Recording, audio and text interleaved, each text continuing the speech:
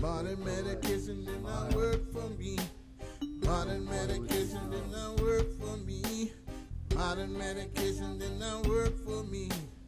Modern medication. Don't touch that dial. You've come to Mercy TV Live, your medical cannabis call-in show. So give us a call at 503-588-6444 with your medical cannabis question, comment, curse, or kudo. We are Mercy, the Medical Cannabis Resource Center, and we host this program every Friday here at 7 p.m. So you folks give us a call and add to our conversation here tonight, this time. Well, you know, and it's a good time because a lot of people only know bad things about cannabis. All of the people have been raised on lies and told lies, and now today we're finding out there is so much good in cannabis, and there's so many ways to use it, and a lot of the ways people aren't talking about and do not even know that are available, like rubbing the oils on, like putting the tinctures under your tongue, or even vaporizing with the hot air. There's no smoking to it. All the doctors that we've been in touch with seem to think that the vaporizing is good because it's hot air and there's no burnt or burning and carcinogens. These are very important things, Perry, and with this kind of information, like a lot of people out there in the hospitals tonight, you know, please know that there is hope. There is so much hope. We have a lot of information. We have a big website with information, and actually the internet's full of information with positive things for the cannabis. Well, the testimony is that the fact that the number of people getting with the program, the number of folks signing up for patients, the number of people willing to be their growers and caregivers, the number of doctors that are willing to sign for folks, remains on a steady pace despite the efforts of prohibition to suppress and oppress and repress the program here in Oregon as well as around the United States. So folks should, well enjoy the medical cannabis program as we have it here in Oregon and take full advantage of it because it is a panacea for a number of ailments that folks suffer through, for pain, for nausea, for seizures, for spasticity, for glaucoma. And Mercy Center, we're constantly communicating with folks on the issues. We're networking them to resources. We had some communications here recently, speaking of glaucoma. Someone called us from Trinidad and asked about Canosol, which is used for folks with glaucoma. It's an eye drop, and you know, we researched the information we had. It's up on a web page off our website at mercycenters.org. We directed them there, as well as to send us an email so we could respond with further research. Of course, we also have his phone number, and hopefully can network him to somebody more local than us here in Oregon. But in the meantime, it's interesting to network the information that we're able to have or get from other folks about the different ways to medicate. We also talked recently with some folks about what's referred to as golden hash oil or honey oil, also golden cannabis oil. And these are ways of processing the medicine and what it ends up resulting with. But at the Mercy Center, we're more interested in these food-based processes that result in this oil, this cannabis-infused enriched oil that folks are able to find great benefits with. And it's easy to make. You can apply it topically. There's a very low level of toxicity. You don't get stoned off of it. And if you're willing to wait, I mean, it's, as we said, very simple, but does take 30 days, whereas the cooking methods are probably a little bit quicker, but carry their own risk-reward analysis, Sonny, you know. Well, a lot of people feel they have such bad information. They might have tried it one time. You know, there's a lot to it. Your doctors make you take those pills for 10 to 14 days so you can find and get a blood level and see what your reaction is. And you know, you got to give the cannabis that long. You have to use the same medicine. You have to use it the same way. Figure out what your pain levels are. How did they go down? How did you sleep? That's one of the most important things that we're seeing, that, you know, a lot of people say, how can this help me sleep so good, and we can't get it on as an added condition? That is a very funny thing, because you know what? PTSD was exactly the same way. We did PTSD and we're not able to get it on, and you know what? Starting January 1st, we're going to have PTSD. These are the things that we need to talk about. And you guys, it's important to you, because you're the one not sleeping, or it's your brother or your sister, or maybe your parents, maybe your friends at work. I'm just saying that these are things, because people come in every day and say, Sonny, I am sleeping so much better since I started eating cookies at night, since I started eating green food, since I started doing tincture. All of these things are very, very easy to get to for us as patients. And you know, if you can do that and get some sleep, these people are saying they haven't slept for 12, 14, 16 years. They've on 3 different sleeping medications.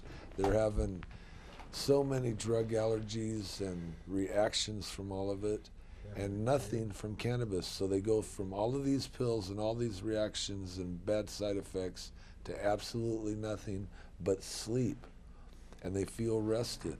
You know, if you're the one that has to do that, you know, I would just like to say, you know, try cannabis.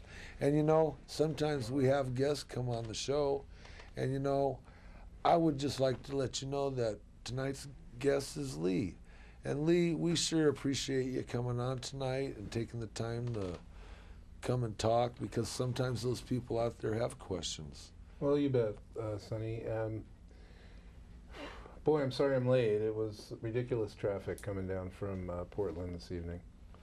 Oh, we're glad you made it. I'm glad I made it too. Was there something particular you guys wanted to talk about? Well, we were talking earlier about some of the oils. The cannabis oil, golden oil, was a processed medicine, and we were hoping that, you know, they'd be available in the patient resource facilities that are going to be made available here in March when the law comes into effect. Oh, I can talk. Actually, I have some good news about that, sort of generally, and then I can tell you about what I know about what's going on with the rules. The good news is I had a case in Washington County in Hillsborough, where a fellow was charged with driving under the influence of cannabis and morphine and alcohol, and the judge dismissed the case at the end of the state's presentation of the evidence. And we moved for return of all the property that had been taken from him, and the state didn't object to anything, except they objected to the return of a small amount of hashish. And they argued that the reason we couldn't have it back is that hashish was not usable marijuana, as that term is defined in the Medical Marijuana Act. And they made that argument not based on the evidence that we presented, because Todd Delato, who is a cannabis expert in Corvallis, testified about what hashish is, because people don't know, and Dr. Greg Melby from the Gorge testified about how it's helpful to patients to be able to have concentrated cannabis like that, and that those two things is what the definition of usable marijuana is. But the prosecutor was successful in arguing to Judge Suzanne Upton that based on a statutory construction argument that he had made, that it wasn't technically usable marijuana, and if the Washington County Sheriff returned it to him, it would be illegal for him to possess. And so she denied the motion, and we appealed. And part of the argument on appeal was that the Oregon Attorney General, who represents the state on appeal, had previously conceded in a federal civil rights case brought by Brian Michaels in Eugene. He sued because a fellow named Beasley over here in Kaiser was arrested and charged with manufacturing marijuana for extracting oil, and it's legal to extract oil under the Medical Marijuana Act. And so the grand jury returned a not true bill, and on Mr. Beasley's behalf, Brian filed a lawsuit alleging that his civil rights were violated, and they lost the lawsuit, and they lost in the Ninth Circuit. But in the Ninth Circuit, the state of Oregon conceded that the oil is usable marijuana. Okay. So in the appeal from Washington County, they were faced with whether to reaffirm that concession or to back off from it, and they conceded in their brief filed last Friday that hashish is usable marijuana. Oh, However, okay. patients' right to access of usable marijuana is under attack under the medical marijuana facilities that are going to be created pursuant to House Bill 3460. 3460 creates medical marijuana facilities that can fully reimburse growers who are authorized by their patients to distribute excess medicine and are allowed in turn to be fully reimbursed by patients and their caregivers.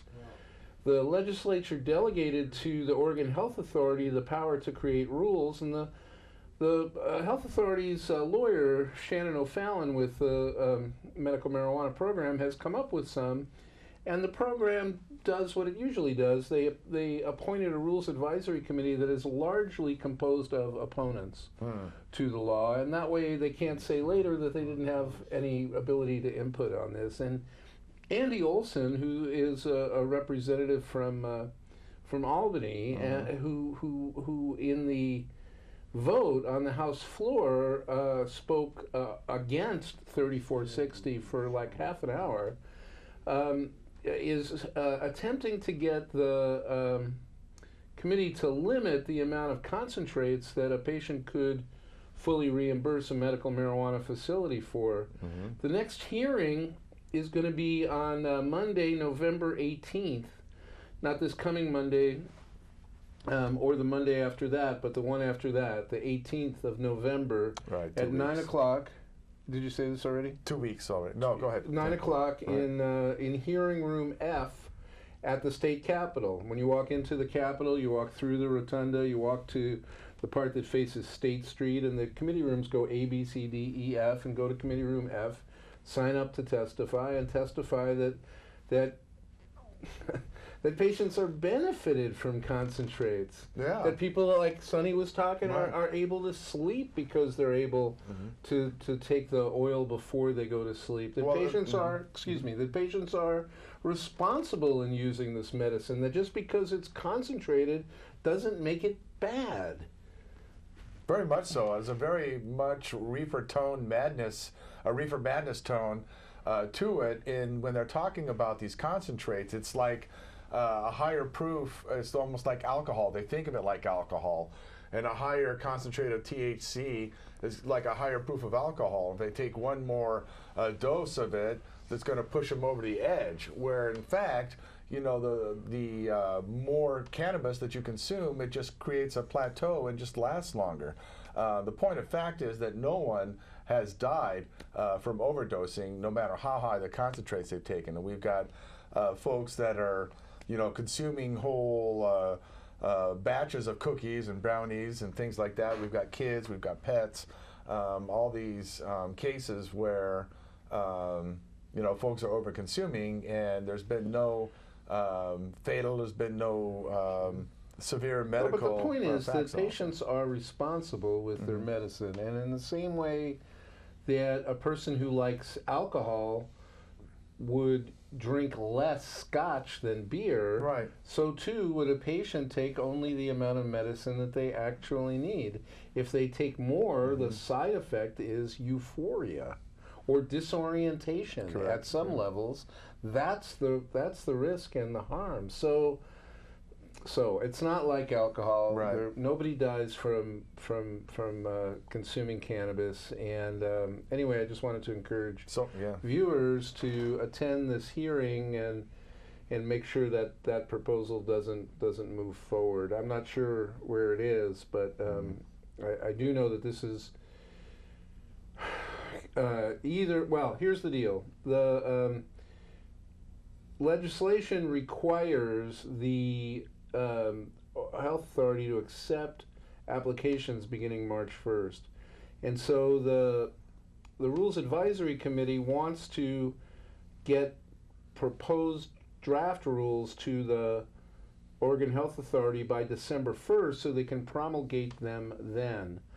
Because the 14th Amendment to the United States Constitution, which provides for due process, requires notice and a hearing. So the opportunity and what's called in administrative rulemaking notice and comment. People have to be notified that these are the rules, and they have to be given an opportunity to comment. And between December 1st and February 1st, there'll be notice and comment, and then on February 1st, it's contemplated they'll promulgate final rules. That'll be the rules unless and until they're amended or struck down through litigation. There's going to be a story in the Oregonian tomorrow, however, about how several, and it's online now at OregonLive.com, how several municipalities are seeking to exclude medical marijuana facilities by saying that in order to get a business license, you need to not violate federal law. Peter Buckley, who's also on the Rules Advisory Committee, who's a representative from Southern Oregon, from Ashland, he and is a co-sponsor along with Floyd Prozanski, a senator from Lane County and part of Douglas County, are the co-sponsors, principal co-sponsors. There's others, including my representative Lou Frederick, that co-sponsored it. But I lost my train there. 3460. Now the municipalities are trying to block this, and Representative Buckley has requested Legislative Council to advise about whether either 3460 or a later bill, 683, that has to do with regulating GMOs and seed-bearing plants, would preempt it. And he's quoted in this article in the Oregonian as saying that Legislative Council, at least preliminarily, thinks that 683 does preempt municipalities from doing this, and we're hopeful for an opinion from Legislative Council shortly. I represent a business in Medford called Mary Jane's Attic and Mary Jane's Basement, and they had their license. They received a notice of revocation of their license. We're appealing that. It's stayed while it's appealed. I also represent some folks in the city of Phoenix, which is immediately south from Medford, whose application was denied, and we're in negotiations with the city. But ultimately, it comes down to this. Either compassionate folks who want to help like you guys, who want to make sure that medicine gets in the hands of folks who are suffering from debilitating medical conditions, who've been advised by a doctor that marijuana might make it better for them, that they can get them this medicine. Either we can litigate whether they can do that in your town, and they'll expend a lot of money, and the municipality expend a lot of money, or the municipality can create a revenue stream from a compassionate business that wants to be a caring, giving part of the community. And it's as with other aspects of drug policy, kind of a no-brainer. I mean, you could spend a lot of money, and it might go one way, it might go the other way. If it goes the other way, then, and I don't understand why good, decent counselors like the Medford City Council, for example, would want to deny patients safe access to the medicine that helps them. I think that part of the problem is that they're being misinformed by the police chief of Medford, Tim George, who's telling them that somehow this creates a public safety problem. The literature is to the contrary. It's less of a magnet for crime, a dispensary or a medical marijuana facility, than is a bank or a drugstore or any of the other kinds of places where there is significant cash. Right. So it's just not true that it makes the community less safe. What it does is it actually, not having them makes it less safe, because not having it means that patients have to go to the underground market. Right. And the underground market is where the crime is. The point of 3460 is to take the excess medicine that's being diverted to the underground market and having it be diverted instead to a legal market, to a medical marijuana facility. Mm-hmm.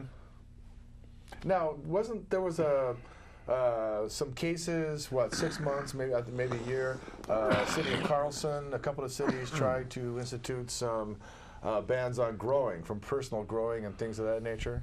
There was in Carlton, which is in Yamhill County, and also in Oregon, in Umatilla County. I think it's either Umatilla or Morrow County, out that way. In Oregon, they were successful, and it was way under the radar. In Carlton, people showed up, including the ACLU, and the city of Carlton backed down. There isn't any. Municipalities are authorized and permitted to regulate businesses, but registered grow sites are not businesses. Right. Registered grow sites are, perhaps they will be under 3460. I hadn't really thought about it, but either way, and not every municipality requires a business license either. Right. Again, though, the problem is, if growers have to move, if medical marijuana facilities have to be sited away from the population centers, it's all it does is it works a hardship on patients. And one of the other disturbing misinformation kind of things that keeps getting promulgated is that, or keeps getting repeated, is what I should say, is this notion that somehow it's easy to get a card. You have to have a listed debilitating medical condition. You have to be in significant severe pain or suffer from wasting or have painful muscle spasms or have, finally, the emotional pain that comes from having been traumatized and suffering depression from after that trauma. That's what post-traumatic stress disorder means. Why politicians don't think it through and recognize that these kinds of policies are harming the weakest and poorest among us. It's just wrong, and it just needs to stop. And the way it's going to stop, ultimately, is that people are going to vote these people out of office, or they're going to tell them, listen, you need to change this law. I don't think the Medford City Council's action, for example, reflects what the people of the city of Medford think is appropriate. Yeah. And I expect that they're going to show up and they're going to be talking to their councilors, and that there'll be some political changes. Well, that's the thing. There will be some political changes. We're all seeing it. And the thing, us, patients, the families, the friends, you guys, we're a big group of people. We have the power, and we're not taking the advantage. We're not using it. And when we do use it, when we do take advantage of it, look at the numbers of people there are. Huge numbers. 60,000 patients in Oregon. And growing, yeah. And I'll tell you, the really exciting news, because I see we're running low on time, is that New Approach Oregon filed an initiative to legalize cannabis for everybody. And there were really only 3 issues that we said absolutely could not be in this initiative.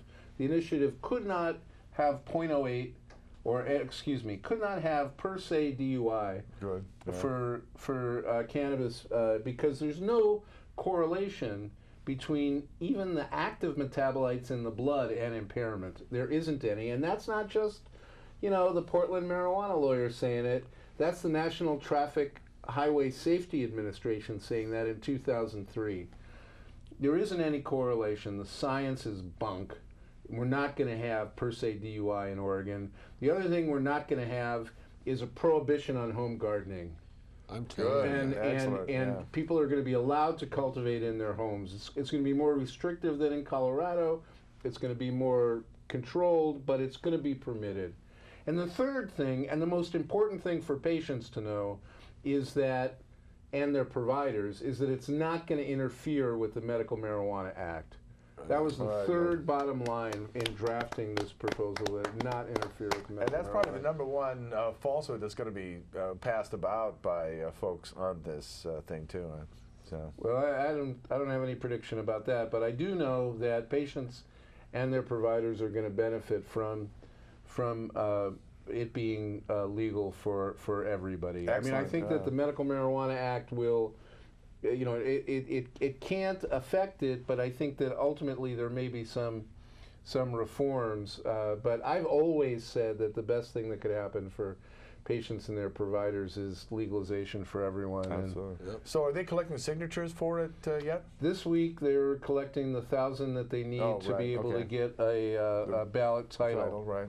And then once we have a ballot title, then we'll be collecting signatures. The other thing that's going on is that there are legislators who are looking at perhaps referring something, either this initiative or something else to the people. Of course, Paul Stanford is continuing with, at least for the moment, with the Oregon Cannabis Tax Act, and Michael Kleinman with a constitutional amendment, and there's a host of other, interesting. It's going to be an exciting election in November. I mean, for one thing, in November of 2008, we're going to be able to repeal the prohibition on same-sex marriage in Oregon. People who love each other are going to be able to marry each other, whether they're a different sex or the same sex, because we're going to win that battle too in November. There's going to be, I think, a provision that would say that corporations are not people, because corporations are not people. People are people, and corporations shouldn't have the same rights that people have, notwithstanding the United States Supreme Court having held that they are. So it's going to be an exciting year between November 1st of 2013 tonight and the first Tuesday in November in 2014 and after. Excellent. Yeah. So get ready to register and vote, and get everybody you know to do so also. The next opportunity to vote is going to come up November 5th, Tuesday here. And then, like I said, the folks will be out there gathering signatures for it, getting you registered and voting. And folks can visit our website at mercycenters.org for more information about the action items that are happening and how you can get involved and help make them happen. We'll also keep posted the hearings that are still going to happen on the medical marijuana facilities that are coming about. In January, the law goes into effect, says that PTSD is one of the qualifying conditions. That didn't go into effect already? Oh, I thought it was January 1st. So I thought it was 30 days after the legislature. Oh, I thought it was just a regular. Cool. I hope so. That'd be good news. Yeah. I hope that that's the case. Give us a call. In any case, your doctor will sign for you, or get your chart notes from your doctor documenting your qualifying condition to us at Mercy Center, where we'll vet them and get them on to the next phase in there. Well, thanks for being on, Lee, and help talking about some of the issues here. Look forward to having you back on to talk into more detail. Hopefully, when we've got some more things coming along. You bet. And I try and get here as frequently as I can. And again, I apologize for being late this evening. All right. Well, anytime, every little bit we can get from you is great, man. Thanks for coming on. You're very welcome. Yeah. Thank you so much. You're welcome. And thanks for Sonny helping out here this evening too. Our old cohort in compassionate common sense. And in closing, I want to say thanks for showing up here. Also, check us out on our Wednesday night show and My Gardens, shown here on a regular basis on Channel 23. Thanks for showing up. We'll see you next time on Mercy TV. Thanks, Sonny, and thanks again, Lee. And thanks so much for everything Mercy does. I really appreciate you guys. Well, and our volunteers that help make the show happen. Right on. That come down and do it, Not just the TV, but the center. Come down and check us out. We'll see you there. Next time. You want to say anything before I turn it off, Glenn? Yes, good night. Good night. God bless you all, every single one of you.